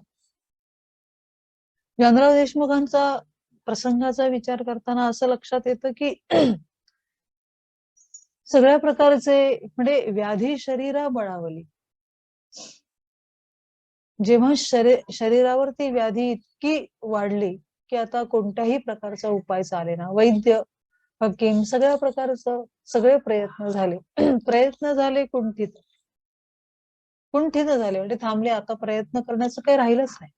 सगळ्या प्रकारे प्रयत्न केले पण कोणत्याही प्रयत्नाला यश आलं नाही. कोणत्याही प्रकारे प्रयत्नाला यश जेव्हा येत नाही तेव्हा आतापर्यंतचा असा अनुभव आहे बरं का. आतापर्यंतचा असा अनुभव आहे की अशा जेव्हा प्रयत्नाला यश येत नाही तेव्हा एखाद्या साधू पुरुषांकडे जावं. अशा वेळेस जर साधू पुरुषांकडे गेलं तर केवळ त्यांच्या दर्शनाने किंवा त्यांच्या उपदेशाने किंवा त्यांनी दिलेल्या एखाद्या साधनेने ती व्याधी बरी होते. आतापर्यंतचा असा काही ठिकाणी नमूद केलेला असा अनुभव आहे. जसं उदाहरण द्यायचं झालं तर स्वरूपानंद स्वामी, पावसचे पूज्य स्वरूपानंद स्वामींच्या वेळेस अशी एक घटना घडली की महाराज असताना एक गृहस्थ पोटाची व्याधी इतकी झाली त्यांना की सगळ्या प्रकारचे प्रयत्न, म्हणजे वैद्य झाले, डॉक्टर्स झाले, सगळं केलं पण कोणत्याही प्रयत्नाने त्या पोटाची जी व्याधी आहे, दुखणं आहे, ते थांबेना. इतका कंटाळला की आता शेवटचा एकच उपाय की आत्महत्या करावी. कोणीतरी त्याला सांगितलं की अरे आत्महत्या का करतो, त्यापेक्षा असं करणं. पावसला स्वरूपानंद स्वामी आहेत, त्यांच्याकडे जा, कदाचित ते जर काही सांगतील, त्यांच्याकडे जर काही उपाय असेल तर तू या व्याधीतून कायमचा मुक्त होशील. मग आता काय करावं, येणं केनं प्रकारे जायचंच आहे तर शेवटचं एका सत्पुरुषाचं दर्शन घेऊ म्हणून ते पावसला आले. स्वरूपानंद स्वामींचं दर्शन घेतलं आणि स्वरूपानंद स्वामींनी 1 कोटी सोहमचा जप करायला सांगितला. पुढे त्यांनी तो जप केला, व्याधी पूर्ण बरी झाली, त्या व्याधीतून ते निवृत्त झाले आणि त्यांचं जीवन सुखरूप झालं. असं घडतं बरं. महाराज शेगावला आल्यानंतर लीलया त्यांच्याकडून अनेक लीला झाल्या. जानराव देशमुखांच्या बाबतीमध्ये असं घडलं की सगळ्या प्रकारचे प्रयत्न केले, कोणत्याही प्रयत्नाला यश आलं नाही. व्याधी शरीरावर इतकी बळावली की आता काय करायचं, शेवटी काढून ठेवा घोंगडीवर, घोंगडीवर काढून ठेवण्याची वेळ आली. म्हणजे आता हे अगदी निर्वाणीचा प्रसंग आला. सगळ्या आप्त इष्ट लोकांना बोलावण्यासाठी सांगितलं. हे सगळं झालं. जानराव देशमुखांच्या मुलाला असं लक्षात आलं की आपल्याच शेगावमध्ये बंकटलालांकडे कोणीतरी सत्पुरुष आलेले, संत पुरुष आहे. तर एकदा जाऊ, किंवा त्यांना एकदा सांगू तरी. जर काही उपाय सांगितला किंवा काही तीर्थ दिलं तर माझ्या वडिलांची व्याधी बरी होईल आणि ते पुन्हा पूर्वस्थितीला येतील. मनात आलं आणि तशी बंकटलालांकडे त्यांनी धाव घेतली. बंकटलालांकडे आल्यानंतर त्यांनी बंकटलालांना सांगितलं आहे की मला असं असं वडिलांना झालेलं आहे आणि अगदी निर्वाणीचा प्रसंग आलेला आहे, मृत्यूशय्येवरच आहे असं म्हटलं तरी चालेल. त्यामुळे अशी इच्छा आहे की तुमच्याकडे ते फार मोठे संत आलेले आहेत, विभूती आलेले आहेत, तर मला त्यांच्या चरणाचं तीर्थ मिळेल का? बंकटलालच ते त्यांनी सांगितलं की मला सांगण्यापेक्षा माझ्या वडिलांचा विचार घ्या. त्यांनी जर सांगितलं तर तुम्ही तीर्थ घेऊन जायला हरकत नाही. आणि भवानीराव यांना जानराव देशमुखांच्या मुलांनी विनवणी केली आहे की असं असं झालंय, तेव्हा मला महाराजांच्या चरणतीर्थ पाहिजे. दुसऱ्यांचे दुःख ऐकूनच सज्जनतेचं विभल होती. जसं हे सज्जन आहेत, त्यांचं दुःख ऐकून त्यांनाही असं वाटलं की अरे खरंच आहे, इतकं जर झालेलं आहे तर काय हरकत आहे. म्हणून महाराजांकडे भवानीराव आलेले आहेत आणि त्यांनी महाराजांची परवानगी घेऊन त्यांच्या चरणावरचं तीर्थ घेतलंय. पाणीच ते, पण महाराजांच्या चरणावरनं आलेलं आहे, त्यामुळे ते पाणी न राहता तीर्थ झालं. विचार करू आपण याचा. महाराजांच्या चरणावरचं तीर्थ त्यांनी घेतलं. तिथे आहे बघा लिहिलेलं, महाराज तुकविली मान, म्हणजे संमती दिली, इच्छा व्यक्त केली की हरकत नाही द्यायला. तीर्थ घेतलं आणि जानराव देशमुखांचा मुलगा तीर्थ घेऊन तिथे गेले. जानराव देशमुखांना ते तीर्थ दिलं, त्यांनी ते ग्रहण केलं. आणि आश्चर्य वाटेल, ते तीर्थ घेतल्याबरोबर त्याचा इतका प्रभाव की जानराव देशमुखांची इतकी अत्यावस्थ स्थिती आलेली की नाडी लागत नव्हती, हृदयाचे ठोके जवळजवळ बंद होण्याच्याच मार्गावर, हालचाल पूर्ण बंद झालेली. असं सगळं झालं असताना तीर्थ घेतल्याबरोबर शरीराची हालचाल दिसायला लागली, नाडीचे ठोके लागले आणि जणू काही संजीवनी मिळाल्याप्रमाणे जानराव देशमुख उठून बसले. हो, काय आश्चर्य आहे ना, चमत्कार, हा अक्षरशः चमत्कार आहे. आणि पुढे तो प्रसंग वर्णन केलाय की जानराव देशमुख बरे झाले. तीर्थी भिस्त ठेवली, औषधी अवघी बंद केली, त्या योगे लाभती झाली आरोग्यता जानराव. तीर्थी भिस्त ठेवली, फक्त तीर्थ, औषध बंद केली. केवळ तीर्थ हेच औषध आहे. आणि एवढ्या श्रद्धेने ते तीर्थ घेतल्यामुळे जानरावांचं शरीर सशक्त झालं आणि 8 दिवसाने प्रत्यक्ष जानराव देशमुख महाराजांच्या, म्हणजे बंकटलाल यांच्या घरी आले, महाराजांचं दर्शन घेतलं, नमस्कार केला आणि आपल्या घरी येण्यासाठी विनवणी केली. तर महाराज ते एकूण जानराव देशमुख काय आहेत हे त्यांना कळलं होतं आणि लगेच महाराज जानराव देशमुखांच्या घरी सुद्धा गेले. फार गोड प्रसंग आहे बरं का हा. तर हे सगळंच येतं बघा याच्यात. पहिला मुद्दा असा की त्या प्रसंगामध्ये ती ओवी आहे की महाराजांचं चरणतीर्थ साधनांत झाले अमृत. म्हणजे जानराव देशमुख सुद्धा काहीतरी साधना करणार आहे. त्यांच्याही जीवनामध्ये काही आचार विचार आणि सदाचाराची पक्की बैठक आहे. महाराजांच्या 52 मध्ये अगदी शेवटाला लिहिलंय बघा, सदाचार रत सदभक्ता फळ लाभे बघता बघता. सदाचार आणि सद्भक्त त्यांना बघता बघता फळ लागतं, त्यांच्या इच्छेची पूर्तता होते. आता साधना करणारा म्हणजे अगदी आसन जसं मृगाजिनाचा गुंडाळा पाठीवरी होता भला, ऐसा गोसावी वैसला कोपरत एकीकडे, हे जसं वर्णन अगोदरच्या प्रसंगाचं आहे तसं साधक आहे, साधना करणारा आहे, म्हणजे साधनांत झाले. पहा संतांचे चरणतीर्थ साधनांत झाले अमृत. देव न ते साक्षात संत न ते साक्षात देव कलियुगीची, अशी ती उभी आहे. म्हणजे महाराजांमध्ये जे देवत्व आहे ते देवत्व इथे प्रकट झाले. जानराव देशमुख साधक आहे. साधक म्हणजे अगदी मृगाजीन घेऊन बसले आणि दर 3-4 तास साधना करत आहे, नामजप करत आहे. केवळ असाच अर्थ नाही बरं का, हे असणं आवश्यक आहे. पण सदाचार ही पण साधना, नीतीने वागणं ही सुद्धा साधना आहे. समजून उमजून जीवनाची वाटचाल करणं ही पण एक साधनाच आहे. जसं स्वयंपाक करणं ही साधनाच आहे. एकच आमटी शिजवता, एकाकडे जर 10 घरामध्ये एकच प्रकारची आमटी शिजवली तरी 10 घरात 10 चव वेगळी असेल.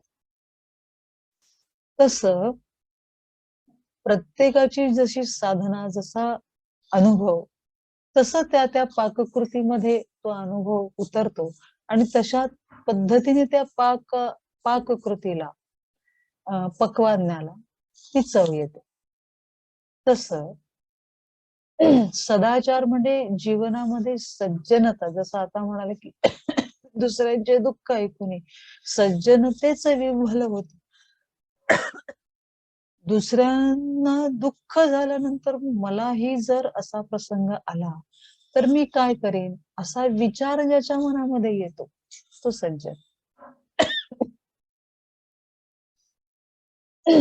असा विचार करून समाजाचं भान, दुसऱ्याच्या जीवनात आलेल्या अडचणीचं भान राखून जो दुसऱ्यांना सतत मदतीत परोपकारामध्ये राहतो तो सज्जन.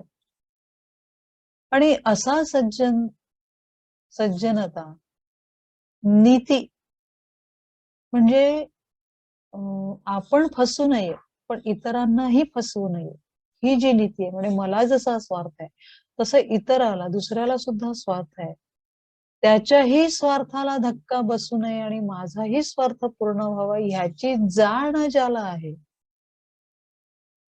ती नीती, त्याला नीती म्हटली. तेव्हा अशी नीती सांभाळणारा म्हणजे सदाचारी. परोपकार जीवन, माझ्या जीवनात जशा अडचणी येतात तशा इतरांच्याही जीवनात अडचणी येत असतील, येतील, आल्या असतील तर त्याला त्या हेतूने त्याच्या अडचणीतून त्याला मार्ग काढून द्यावा किंवा काही परोपकार करावा, मदत करावा. मग ती मदत आर्थिक असेल, मानसिक असेल, शाब्दिक असेल, पण अशा प्रकारे मदत करून त्याला आधार द्यावा. असं जेव्हा तो जगतो तेव्हा तो सज्जन. समाजाचं भान ठेवून जेव्हा तो आपलं जीवन सुरळीत चालवतो तो सज्जन. असं जानराव देशमुखांचं जीवन असावं. जीवन साधनी असावं म्हणजे सदाचारी असावं. सदाचार हा प्रत्येक ठिकाणी दिसतो, त्याच्या बोलण्यातून दिसतो. सदाचार त्याच्या सहज वागण्यातून दिसतो.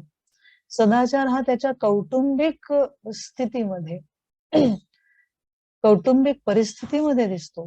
कुटुंबाचं आरोग्य उत्तम राहावं यासाठी जो प्रमुख कुटुंबाचा असतो तो आपल्या कुटुंबाचा विचार करतो आणि त्या पद्धतीने त्याला त्या कुटुंबाचं पालन पोषण करतो. तो सज्जन, तो सदाचारी.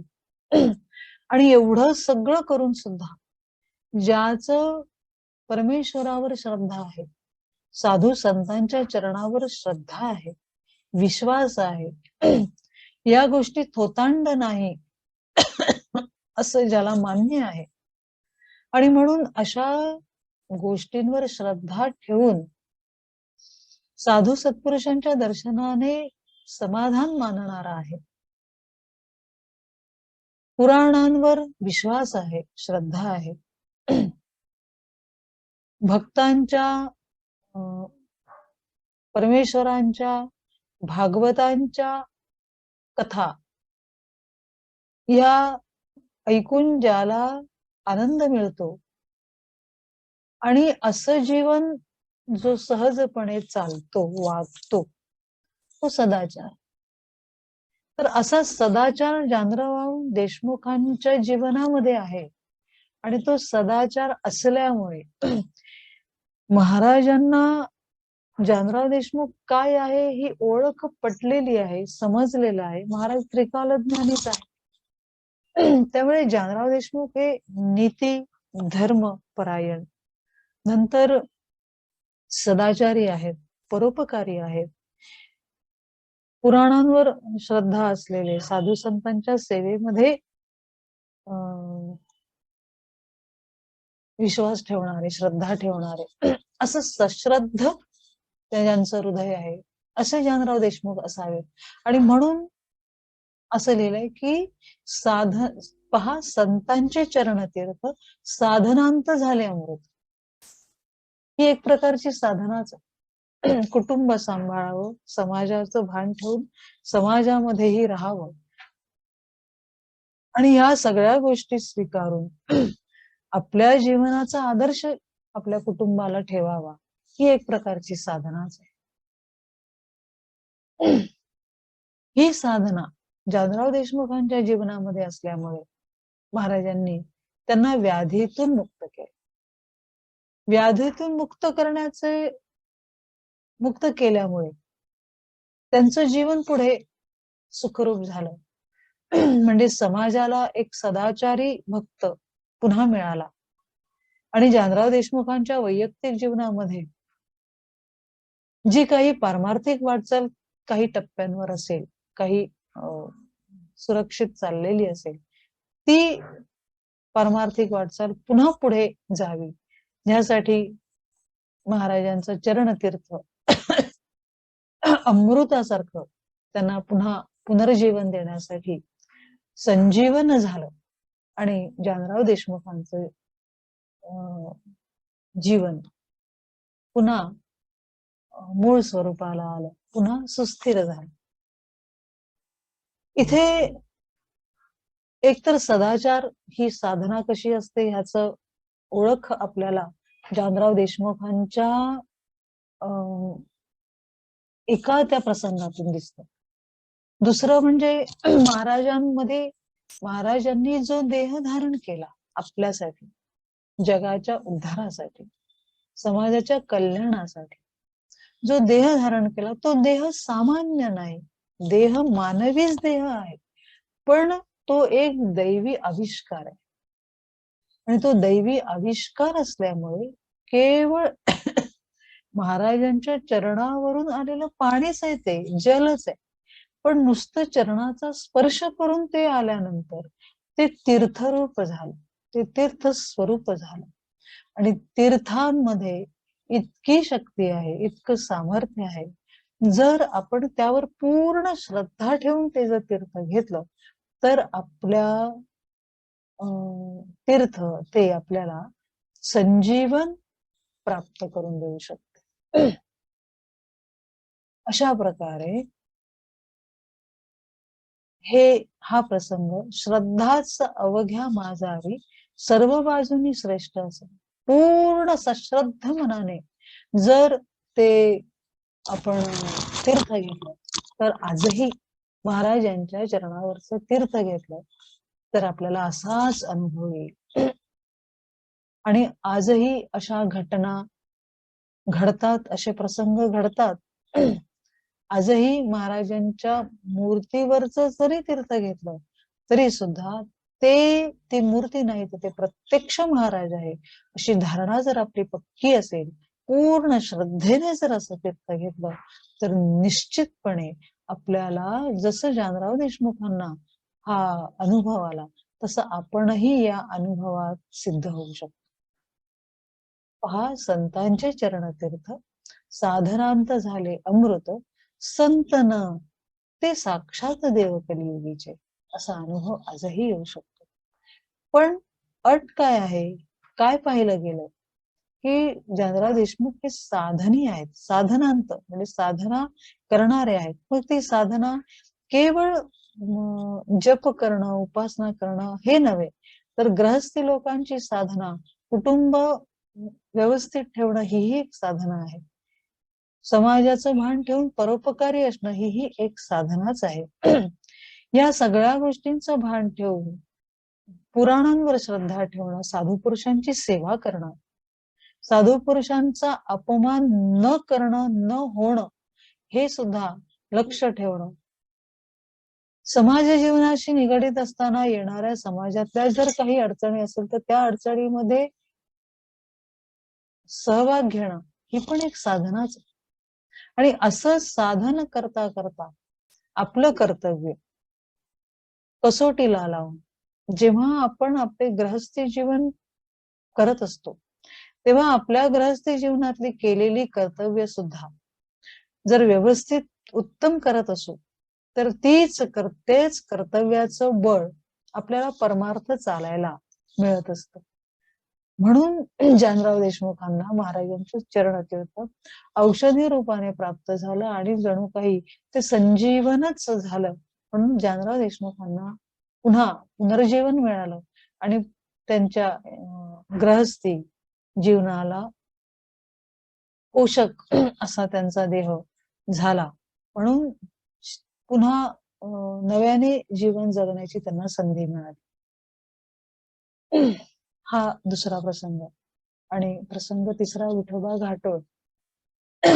विठोबा घाटोळ जे आहेत, जेव्हा महाराज पाटीलांकडे आले तेव्हा विठोबा घाटोळ नावाचे गृहस्थ तिथे येऊन बसायचे असं वर्णन आहे. ते थोडे वयोवृद्ध आहेत आणि सहज येऊन रोज येऊन बसायचे.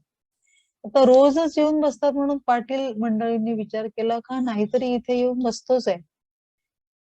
मग पाटीलांनी त्यांना एक असं सांगितलं की आता बसतोच आहे तर इथे रोजच येत जा. मग महाराजांना काही पाहिजे असेल, हवं असेल ते सगळं बघत जा. त्यांची काही जर गरज वाटली तर त्यांच्या समोर उभा राहत जा.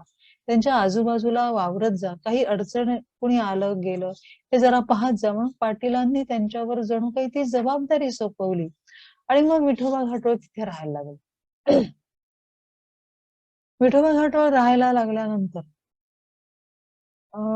बराच परिचय झाला महाराजांचा आणि लक्षात आलं की महाराज ही विभूती आहे हे लक्षात येत नाही. पण महाराज इतके सहज प्राप्त झाले की त्यांचा गांजा चिलीम द्यावी त्यांना हातात, त्यांना सहज जवळ जाऊन बसावं, त्यांच्याशी बोलावं किंवा त्यांच्याशी आपण काहीतरी बडबड करावी. कुणी काही येतं ते ऐकावं, त्यांना आपण काहीतरी उपदेश करावा, असं विठोबा घाटोळ यांच्या जीवनात ती सहजता आली. म्हणजे जे जगतोय ते बरोबर आहे, चूक आहे याचा विचार नाही. पण महाराज इतके सहज प्राप्त झाले की महाराजांच्या आजूबाजूला त्यांचा वावर सहज सुरू झाला ना. असं लक्षात आलं की खूप मोठे मोठे माणसं इथे येतात, महाराजांच्या जवळ बसतात, निघून जातात, काही इच्छा व्यक्त करतात, महाराज त्यांना काहीतरी सांकेतिक सांगतात, त्यांच्या त्या इच्छा पूर्ण होतात आणि मग ती मंडळी निघून जाते. आणि ज्यांना अत्यंत दुर्लभ आहे महाराजांचं दर्शन सुद्धा, महाराजांचे 2 शब्द सुद्धा दुर्लभ आहे, तिथे विठोबा घाटोळ्यांना महाराज सहज प्राप्त झाले, सहज. आणि म्हटलं जातं ना, अतिपरिचयात अवज्ञा भवती.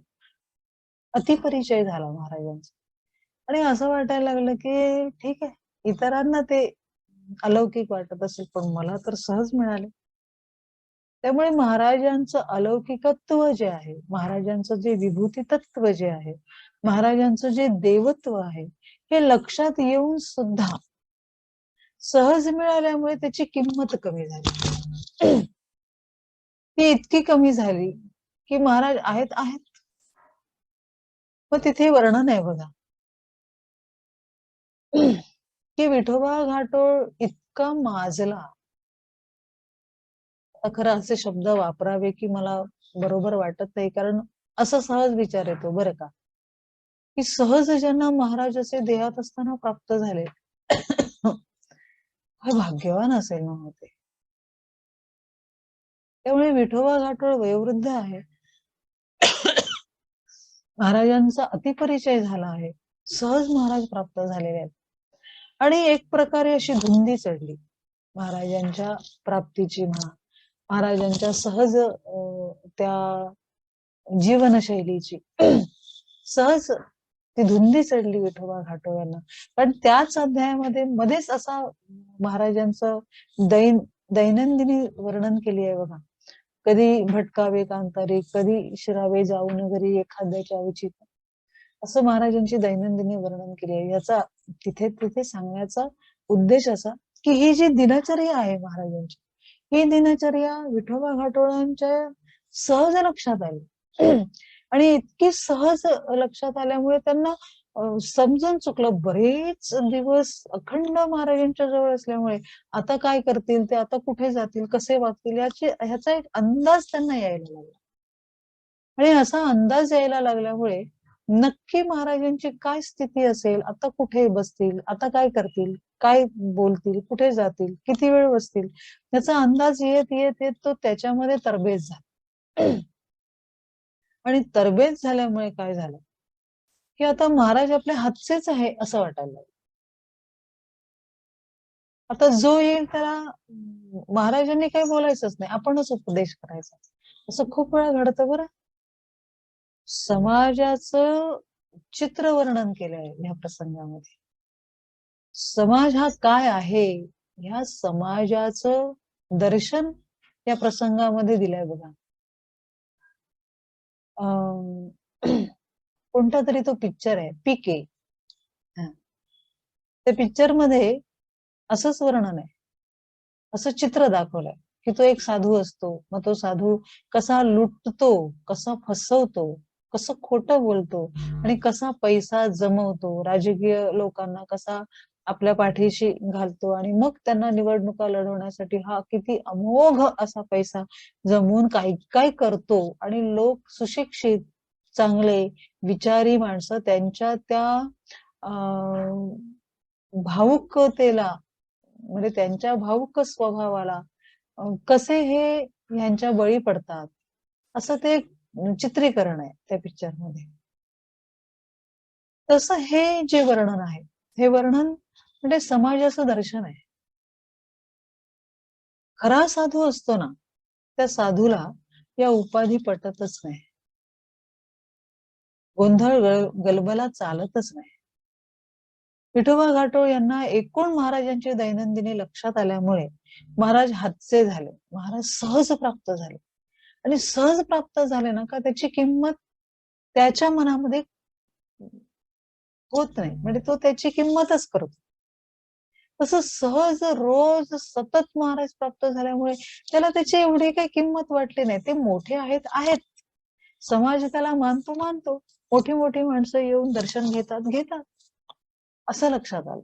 त्यामुळे काय झालं की घुमारे घाली कधी कधी महाराजांचा आविष्कार स्वतःच्या अंगात येतो आहे असं लोकांना हा फसवायला लागला. महाराजांच्या नावाने घंटा घडाळे वाजती, असं त्याने केलं. घंटा बांधल्या, मंदिराचं स्वरूप आणलं, मठ बांधल्यासारखं केलं आणि हा आपण स्वतः सर्वस्व झाला. कुणाला जर काही महाराजांना सांगायचं असेल, विचारायचं असेल, तर पहिले विठोबा घाटोळ याला विचारावं लागत असेल. त्याच्यासमोर तो विचार मांडावा लागत असेल, त्याची हाजी करावी लागत असेल. आणि नाहीच ऐकलं तर मग काही चिरीमिरी 4 पैसे हातामध्ये घालून मग आपलं काम करून घेत असेल. तर महाराज ते संत शठा ते राखीती परीने त्याला महत्व देते. संत अशा लोकांना ठेवतात आपल्याजवळ. खूप ठेवतात, खूप ठेवतात. म्हणजे अगदी होईल तितकं त्यांचं सहन करतात. विठोबा घाटोळांचं हे सगळं जे काही जीवन आहे ते महाराजांच्या लक्षात आलेलंच आहे. येणार नाही असं कसं होईल? कालज्ञानी महापुरुष तो. त्यांना लक्षात नसेल का हो आलं? लक्षात आलं असेल. पण काहीतरी थोडंसं पुण्य असेल म्हणून अशा महापुरुषांचं जवळून दर्शन, स्पर्शन आणि सहजतेने संत त्यांना लाभले. काहीतरी पूर्वपुण्य असेल हो. असे नाही घडणार हे. बहुत सुकृताची जोडी.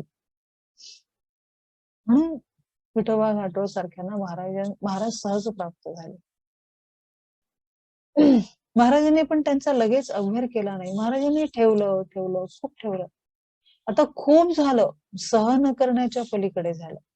म्हणजे घंटा घड्याळे वाजती, घंटा बांधल्या. स्वतःच्या मध्ये महाराजांचा आविष्कार होतो म्हणून लोकांना खोटं बोलायला लागला. महाराजांना उठवतो म्हणून सांगून महाराजांकडून काम करून घेण्यासाठी आपण लोकांकडे पैसे गोळा करायला लागला. आता हे खूप झालं.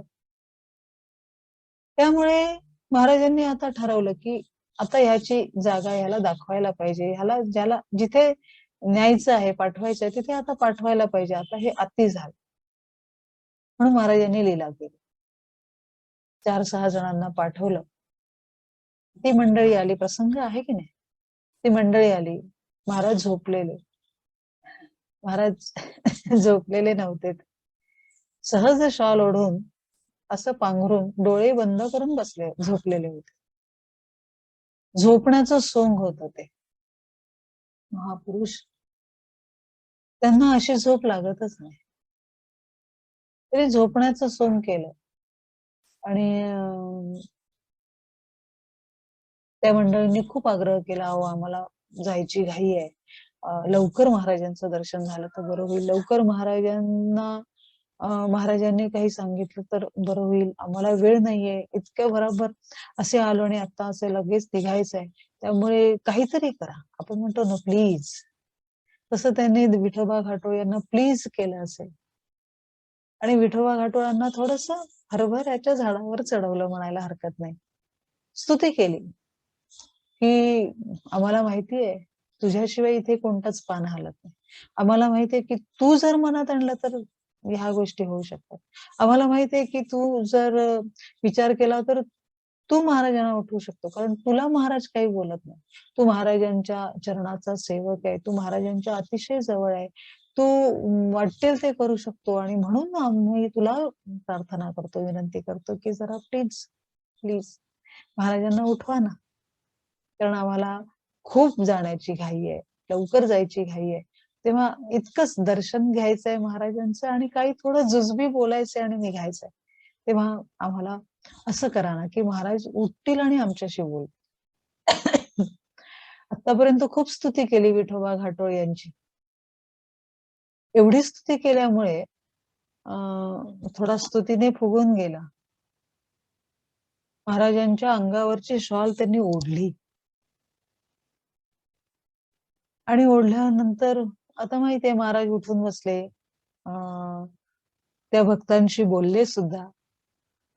त्यांची जी काही इच्छा होती किंवा त्यांना जे काय सांगायचं होतं ते महाराजांनी सांगितलं. ती मंडळी दर्शन घेऊन छान सुखरूप पुन्हा आपल्या घरी किंवा जिथे जायचं होतं तिथे ते निघाले घाईमध्ये. आता मात्र कठीण प्रसंग आला तो विठोबा घाटोळावर. महाराज चिडले. इतके चिडले की महाराजांनी त्यांना असा चोप दिला, काहीही म्हणजे काही कुठचं ठेवलं नाही महाराजांनी.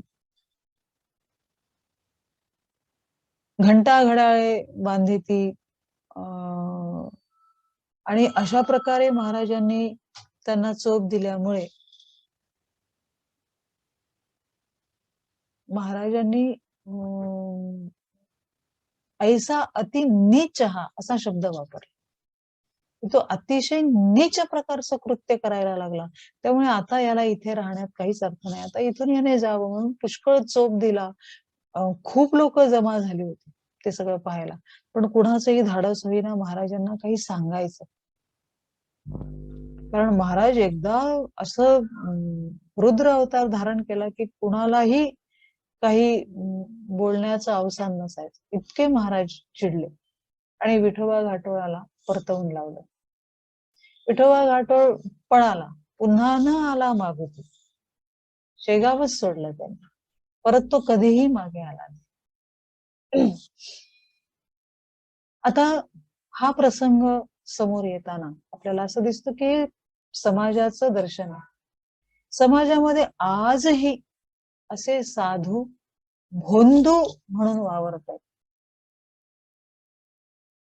आणि अशा भोंदू साधूंचं दर्शन घेऊन गांजलेले जे लोक आहेत, प्रापंचिक आहेत, गृहस्थी आहेत, ज्यांना अनेक अडचणी आहेत आणि अनेक अडचणीतून बाहेर पडण्यासाठी काही ना काही मार्ग शोधतात. मग अशा साधू असलेल्यांच्या मागे लागून स्वतःची फसवणूक करून घेतात. ते साधू या नावाने त्यांना फसवतात, पैसा जमा करतात, असं खूप काही. पण सर्रास फसवणूक झाली. पण जे खरे साधू असतात ना, खरे संत असतात ना, ते संत या उपाधीला कंटाळतात, त्यांना नको वाटतं हे. म्हणजे इथे समाजाचं दर्शन होतं एका बाजूला, आणि दुसऱ्या बाजूला की समाजामध्ये असे जर साधू वावरत असेल तर त्या साधूंना जर केवळ पैसा जमवणं, काही अशा प्रकारे मठ मंदिरं बांधून आपला वाहवा करणं असं जर असेल तर तिथे महाराजांच्या ग्रंथातून असा विचार दिला जातो त्या ओवीतून की महाराज म्हणजे जे संत आहेत ते संत अशा उपाधीला वावच देत नाही, अशा उपाधीला थांबूनच देत नाही, ते तिथून घालून देतात. अशा लोकांना ते टिकून देत नाही. आणि म्हणून असं साधुत्व मिरवणाऱ्यांना कधीही संत म्हणू नका, असं महाराजांना इथे आपल्याला सुचवायचंय. आणि जर खरोखर तो साधू असेल तर त्या साधूंना अशा गोष्टीची गरजच नसते. हा एक विचार ते आपल्याला देत आहे.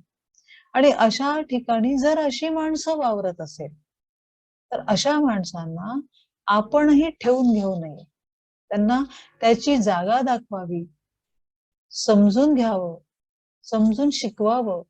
आणि एवढं करून सुद्धा जर ते आपल्या जागेवर राहत नसतील, आपल्या जागेवर याचा अर्थ त्यांना जर त्यांची भूमिका नीट कळत नसेल आणि केवळ महाराजांच्या नावावर खोटं बोलून फसवून समाजाला फसवत असतील आणि पैसा उकाळत असतील तर अशा महाराजांच्या मंदिरामध्ये सुद्धा राहून जर कोणी अशी कोणाची फसवणूक करत असतील तर त्यांना तिथून हकलून द्यावं, तिथे त्यांना ठेवू नये, असा सुद्धा महाराज आपल्याला इशारा देतात.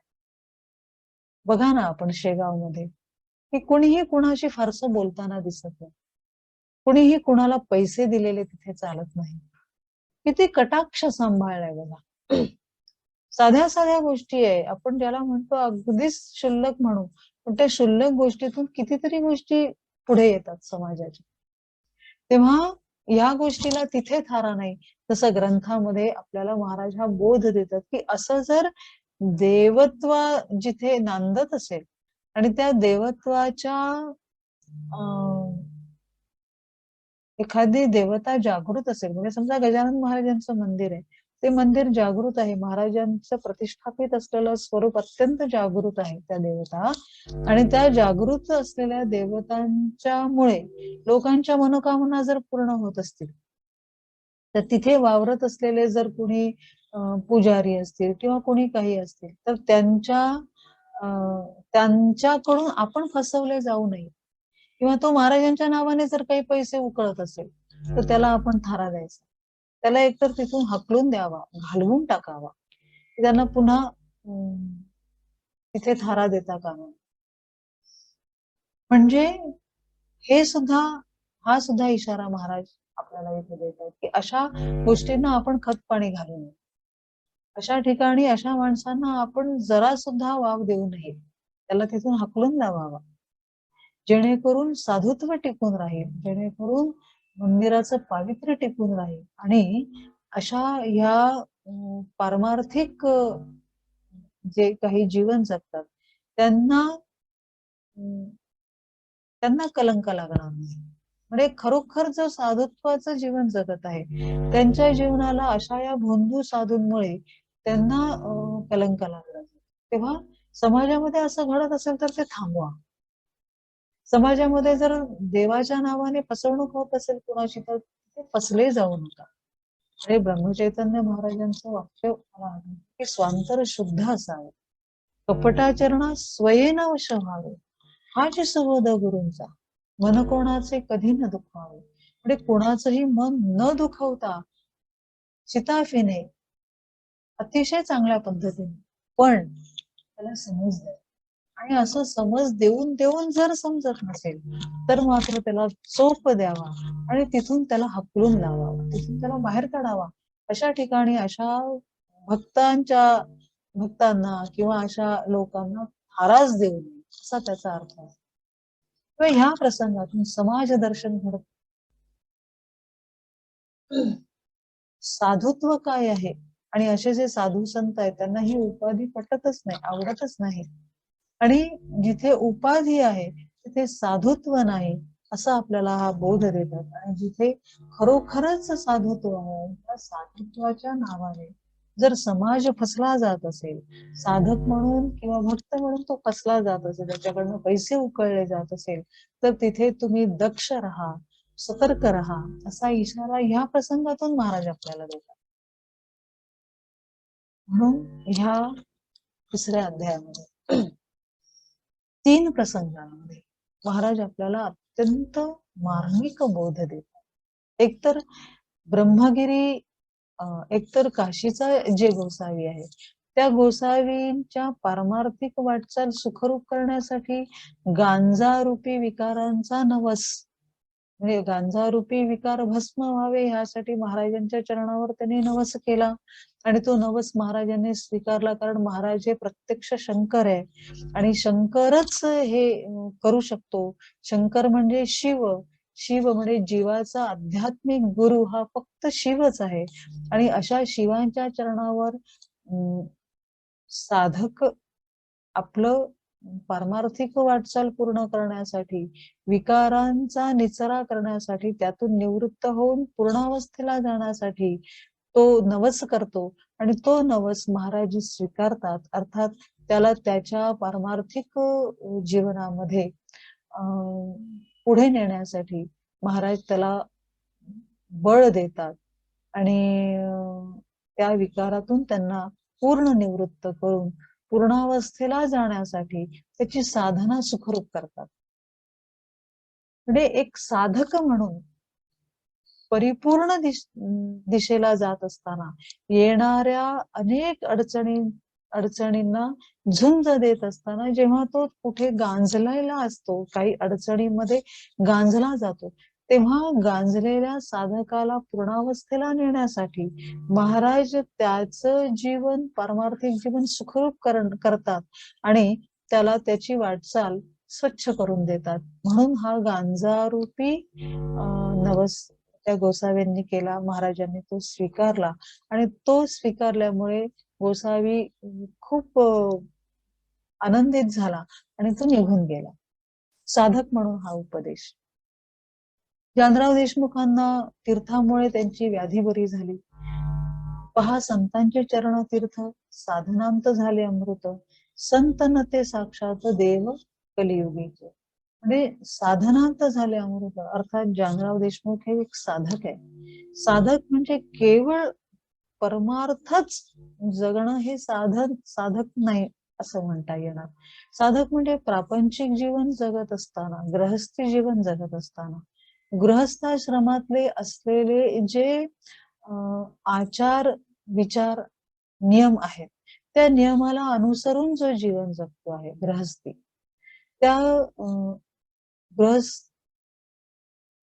गृहस्थी जीवन, त्या जीवनात त्यांच्या कुटुंबाचं पालन पोषण करणं, समाजाचं भान ठेवून समाजामध्ये परोपकार असणं, स्वतःची नीती दुसऱ्यांचा स्वार्थ सांभाळून माझाही स्वार्थ साधावा पण इतरांच्या स्वार्थाला धक्का बसू नये असा जो नीती धर्माने वागत असतो, साधू संतांची सेवा ज्याला मान्य आहे, ज्याचं हृदय सश्रद्ध आहे, जो पुराणांवर कथेवर साधूंवर पूर्ण विश्वास ठेवतो आहे, असा धर्मशील ज्याचं धर्मपरायण असं ज्याचं हृदय आहे, असे जानराव देशमुख साधनी आहेत.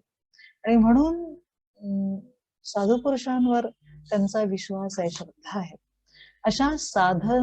असे साधन करणारे जानराव देशमुख असल्यामुळे त्यांना महाराजांच्या चरणाचं तीर्थ त्वरित परिणामकारक झालं आणि म्हणून तीर्थी भिस्त ठेविली त्या योगे लाभूती झाली आरोग्यता जानराव. औषधी अवघी बंद केली, तीर्थावर भिस्त ठेवून औषध बंद केलं आणि तीर्थ हेच औषध आहे अशा पूर्ण श्रद्धेने त्यांनी ते घेतलं आणि म्हणून त्यांना महाराजांच्या चरणतीर्थाचा प्रभाव आणि परिणाम त्वरित अनुभवाला आला. अर्थात आजही जर आपण महाराजांचं चरणतीर्थ घेत असू किंवा घेऊ, ते पूर्ण श्रद्धेने जर घेतलं तर त्याचा परिणाम निश्चित आहे. हा बोध आपल्याला हा प्रसंग देतो. आणि तिसरा प्रसंग समाज दर्शन घडवतो. आपण कसं असलं पाहिजे, कसं नसलं पाहिजे. साधुत्व म्हणजे काय, संतत्व उपाधीला कंटाळत, संत या उपाधीला थारा देत नाही, ह्याचं चित्रीकरण इथे केलेलं आहे. दुसरं म्हणजे जर लोकांच्या भावनेचा विचार करून एखादा मंदिरामध्ये राहून जर लोकांच्या भावनेची फसवणूक करत असेल आणि पैसा उकाळत असेल, तर इथे आपल्याला महाराज सतर्क राहण्याचा इशारा देतात, दक्ष राहण्याचा इशारा देतात. आणि ते असं सांगतात की इथे दक्ष राहा, इथे सतर्क राहा. इथे जर असे कोणी राहत असेल, वावरत असेल, तर त्यांना तुम्ही थारा देऊ नका, त्यांना तिथून हकलून द्या, जेणेकरून आपल्या भारतीय अध्यात्मशास्त्राला असा कलंक लागता का, जेणेकरून भारतीय अध्यात्मशास्त्र हे अत्यंत प्रगल्भ आहे. ते प्रगल्भता ही लोकांच्या समोर यावी, ती अत्यंत विशुद्ध यावी, शुद्ध यावी, पवित्रपणाने यावी, त्या पावित्र्याचा मान राखला जावा. म्हणून महाराजांनी ह्या तिसऱ्या अध्यायामध्ये तीनही प्रसंगामध्ये अत्यंत मार्मिक असा बोध दिलेला मला वाटतं.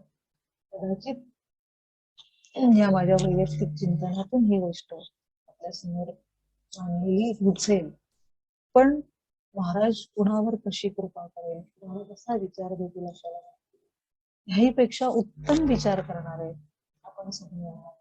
त्याच्यात अजून काही कमी असेल तर आपल्याला जास्त झालं असेल तर आपण म्हणू सांगू.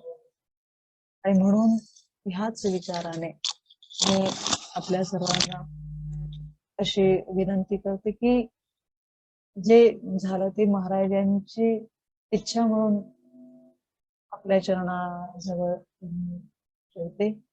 ही सेवा महाराजांच्या चरणी अर्पण करते.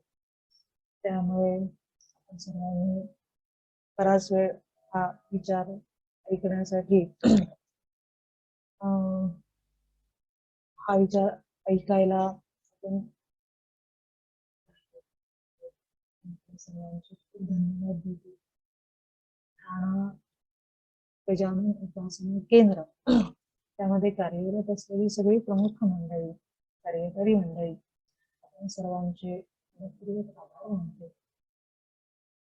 धन्यवाद. सद्गुरू गजानन महाराज. मंगलमूर्ती मोरया राजाधिराज रघुरामचंद्र जय जय जय रघुवीर समर्थ. सद्गुरु स्वामी गणेशानंद सरस्वती